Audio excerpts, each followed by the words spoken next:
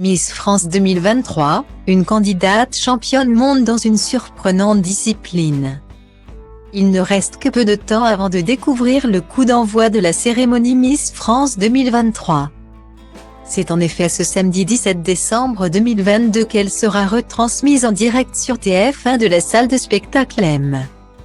À chemin 36 situé dans la ville de Déols, au nord de Châteauroux, en région Centre-Val de Loire. Aux commandes, les téléspectateurs retrouveront une fois de plus Jean-Pierre Foucault, accompagné pour la dernière fois de Sylvie Tellier. Et bien évidemment, les 30 reines de beauté feront le show sur scène lors de la soirée placée sous le signe du cinéma. Et les périodes chorégraphiées n'ont pas dû être un problème pour l'une d'entre elles. Comme l'ont dévoilé nos confrères de Télé Loisirs le 13 décembre, Lara Le Breton, Miss Bourgogne, a organisé un live sur Instagram afin de répondre aux questions de son public.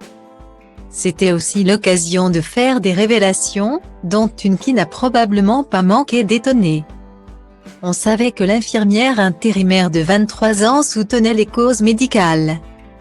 Les internautes ignoraient en revanche que la charmante blonde était championne dans une discipline méconnue, à savoir le twirling pompon. Style diva place holdé à 1 et à 1, 8 300 px, minimum et 250 px, at media screen end, minimum 8 990 px, div.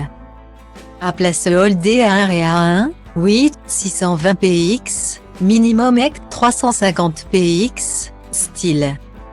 Cette discipline est à mi-chemin entre les pom-pom girls et les majorettes. Un sport que Lara Le Breton a souhaité mettre en avant au cours de son live. Je fais beaucoup de danse. Ça fait 15 ans que je fais du pompon.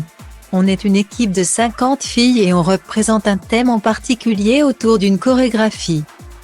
On n'est ni pom-pom girls, ni cheerleader, on se concentre sur un thème et on présente une chorégraphie ensemble.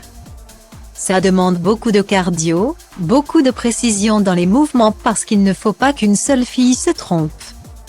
Sinon c'est beaucoup de pénalités, a-t-elle confié dans un premier temps. Après quoi, la reine de beauté a révélé que son équipe et elle ont été sacrées. Championne du monde en juillet dernier. On a beaucoup travaillé pour arriver à notre titre de championne du monde, a-t-elle précisé.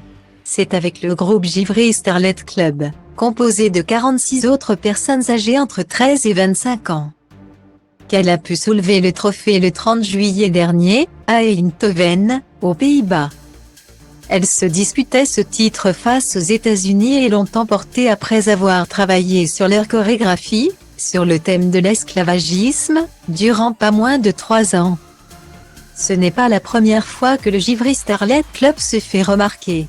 Les compétitrices ont obtenu la médaille de bronze en 2015, puis l'argent en Norvège en 2018.